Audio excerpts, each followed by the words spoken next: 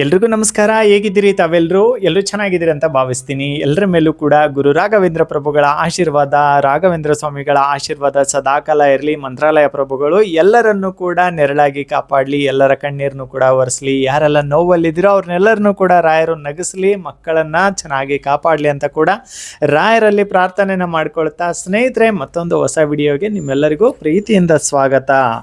ಸ್ನೇಹಿತರೆ, ಈ ಒಂದು ವಿಡಿಯೋದಲ್ಲಿ ನಾವು ತಿಳ್ಕೊಳ್ಳೋಣ ನಿರ್ಜಲ ಏಕಾದಶಿ ಬಗ್ಗೆ. ಈ ಒಂದು ಏಕಾದಶಿ ಮತ್ತು ಏಕಾದಶಿಯ ಒಂದು ವ್ರತಕಥೆ ತುಂಬಾ ವಿಶೇಷ. ಯಾಕೆ ವಿಶೇಷ ಅನ್ನೋದ್ರ ಬಗ್ಗೆ ಕೂಡ ತಿಳಿಸ್ಕೊಡ್ತೀನಿ. ನೋಡಿ, ವರ್ಷದಲ್ಲಿ ಟೋಟಲ್ ನಮಗೆ 24 ಏಕಾದಶಿಗಳು ಬರುತ್ತಲ್ವಾ. ಈ 24 ಏಕಾದಶಿಗಳ ಅವು ಎಲ್ಲವೂ ಕೂಡ ನಮಗೆ ಮಾಡೋಕ್ಕಾಗಿಲ್ಲ ಅಂದರೂ ಕೂಡ ಈ ಒಂದು ನಿರ್ಜಲ ಏಕಾದಶಿ ವ್ರತವನ್ನು ಯಾರು ಒಂದು ಕಠಿಣ ಅನ್ನಿಸ್ದೇನೆ ಮಾಡೋ ಶಕ್ತಿ ಇದ್ದು ಮಾಡ್ತಾರಲ್ಲ, ಅವರಿಗೆ ಒಂದು ಎಲ್ಲ ಏಕಾದಶಿಗಳ ಪುಣ್ಯ ಫಲ ಸಿಗುತ್ತೆ ಅನ್ನುವಂಥದ್ದು ಒಂದು ನಮಗೆ ನಂಬಿಕೆ ಕೂಡ ಇದೆ. ಹಾಗಾದರೆ ಏಕಾದಶಿ ಯಾವಾಗಿದೆ ಅನ್ನೋದ್ರ ಬಗ್ಗೆ ಹೇಳ್ತೀನಿ, ಜೊತೆಗೆ ವ್ರತಕಥೆ ಕೂಡ ತಿಳಿಸ್ಕೊಡ್ತೀನಿ. ವ್ರತಕಥೆಯನ್ನು ಸಂಪೂರ್ಣವಾಗಿ ಎಲ್ಲರೂ ಕೂಡ ಕೇಳಿ. ಯಾಕಂತ ಅಂದರೆ ವ್ರತಕಥೆನ ನಮಗೆ ಓದಿ ತಿಳ್ಕೊಳ್ಳೋಕ್ಕಾಗಿಲ್ಲ ಅಂದರೂ ಕೂಡ ನನಗೆಷ್ಟು ಗೊತ್ತೋ ನಾನು ತಿಳಿಸ್ಕೊಡ್ತೀನಿ. ಕೇಳುವಂಥ ಪ್ರಯತ್ನವಾದರೂ ಕೂಡ ದಯವಿಟ್ಟು ಮಾಡಿ. ಯಾಕಂದರೆ ಏಕಾದಶಿ ವ್ರತಕಥೆಗಳು ಕೇಳೋದಿದೆ ಅಲ್ಲ ಸ್ನೇಹಿತರೆ, ಅದು ಕೂಡ ನಮ್ಮ ಎಷ್ಟೋ ಪಾಪ ಕರ್ಮಗಳನ್ನು ದೂರ ಮಾಡುತ್ತೆ ಅನ್ನುವಂಥದ್ದು ನಂಬಿಕೆ ಇದೆ. ಸರಿನಾ? ನನಗೆ ಎಷ್ಟು ಗೊತ್ತೋ ನಾನು ತಿಳಿಸಿ ಹೇಳ್ತೀನಿ, ನೀವು ಕೂಡ ಮತ್ತೊಬ್ಬರಿಗೆ ತಿಳಿಸಿ ಹೇಳುವಂಥ ಪ್ರಯತ್ನವನ್ನು ಮಾಡಿ. ಏಕಾದಶಿ ಇರುವಂಥದ್ದು, ನಿರ್ಜಲ ಏಕಾದಶಿ ಇರುವಂಥದ್ದು ಇದೇ ತಿಂಗಳು 25ನೇ ತಾರೀಕು ಗುರುವಾರ ಇದೆ. ಆಯಿತಾ? 25/6/2026 ನಮಗೆ ನಿರ್ಜಲ ಏಕಾದಶಿ ಇರುತ್ತೆ. ಅದೇ ರೀತಿ 26/6/2026 ನಮಗೆ ದ್ವಾದಶಿ ಇರುತ್ತೆ. ನೀವು 8 ಗಂಟೆವರೆಗೂ ಕೂಡ ಉಪವಾಸವನ್ನು ಬಿಡ್ಬೋದು. ಪಾರಾಯಣ ಸಮಯ 8 ಗಂಟೆವರೆಗೂ ಕೂಡ ಆರಾಮಾಗಿ ನೀವು ಬಿಡ್ಬೋದು. ಸರಿನಾ?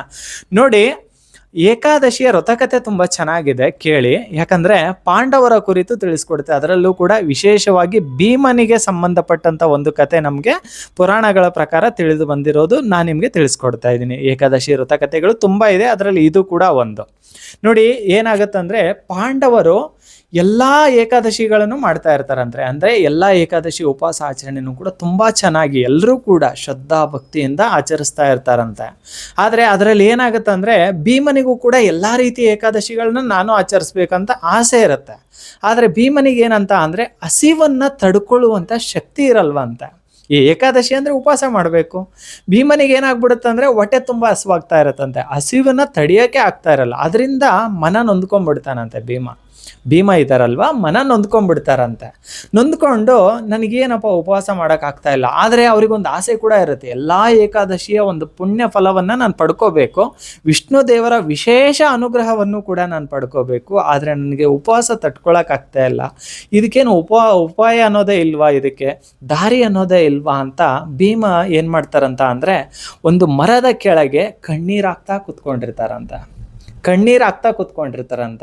ಕುಂತಾಗ ಏನಿದೆ, ಎಲ್ಲರ ಹತ್ರ ಹೇಳ್ಕೊಂಡಿರ್ತಾರೆ, ಉಳಿದವ್ರ ಹತ್ರ, ಪಾಂಡವರಲ್ಲಿ ಎಲ್ಲರ ಹತ್ರ ಕೂಡ ಹೇಳ್ಕೊಂಡಿರ್ತಾರೆ, ನನಗೆಲ್ಲ ಏಕಾದಶಿಗಳು ಕೂಡ ಮಾಡ್ಬೇಕಂತ ಆಸೆ, ಬಟ್ ನನಗೆ ಆಗ್ತಾ ಇಲ್ಲ, ಹಸಿವನ್ನು ತಡಿಯೋಕ್ಕಾಗ್ತಾ ಇಲ್ಲ.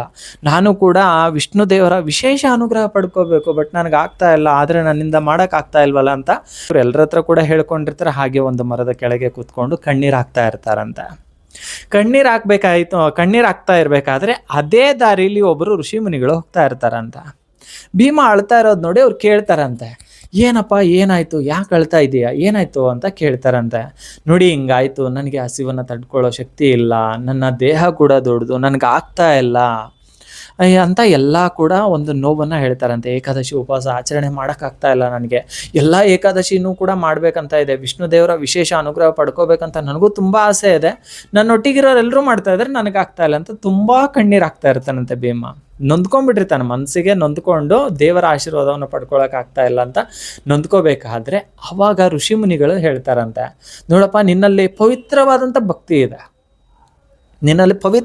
ಭಕ್ತಿ ಇದೆ, ಮನಸ್ಸಿದ್ದರೆ ಮಾರ್ಗ ಅನ್ನೋ ರೀತಿ ನಿನಗೆ ಮಾಡುವಂಥ ಮನಸ್ಸು ಕೂಡ ಇದೆ. ಮಾರ್ಗ ತೋರ್ಸೋಕಂತಲೇ ನಾನು ಈ ದಾರಿಲಿ ಬಂದಿದ್ದೀನಿ ಅಂತ ಅನಿಸುತ್ತೆ, ನನಗೆ ಗೊತ್ತಿರುವಂಥದ್ದು ನಿನಗೆ ಹೇಳ್ತೀನಿ ಅಂದ್ಬಿಟ್ಟು ಆ ಋಷಿ ಮುನಿಗಳು ಏನು ಹೇಳ್ತಾರಂತ ಅಂದರೆ, ನಿನಗೆಲ್ಲ ಏಕಾದಶಿ ಉಪವಾಸ ಆಚರಣೆ ಮಾಡೋಕ್ಕಾಗ್ತಾ ಇಲ್ಲಲ್ಲ, ನೊಂದ್ಕೋಬೇಡ. ನಿನಗೆ ಜ್ಯೇಷ್ಠ ಮಾಸದಲ್ಲಿ ನಿನಗೆ ನಿರ್ಜಲ ಏಕಾದಶಿ ಅಂತ ಬರುತ್ತೆ.